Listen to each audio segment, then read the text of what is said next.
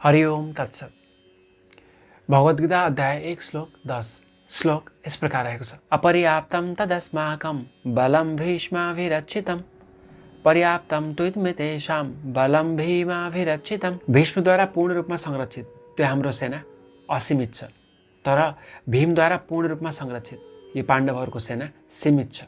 कुनै पनि अवस्थामा जब तुलना हुने गर्छ त्यति बेला वस्तुको गुण, मात्रा, परिमाणका आधारमा हुने गर्छ। त्यही भएर जब जब तुलना हुने गर्छ त्यति बेला भौतिक अवस्थाका आधारमा तुलना हुँदैछ भन्ने हो।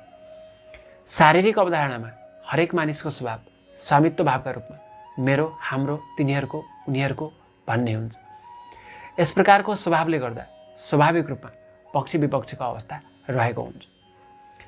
शारीरिक अवधारणाले गर्दा जब मानिसमा स्वामित्व भाव रहने गर्छ, त्यसै गरी जब मानिस पक्ष विपक्षको स्वभाव राख्ने गर्छ त्यति बेला तुलना गर्ने स्वभाव देखा पर्छ। धन्यवाद। राधे राधे।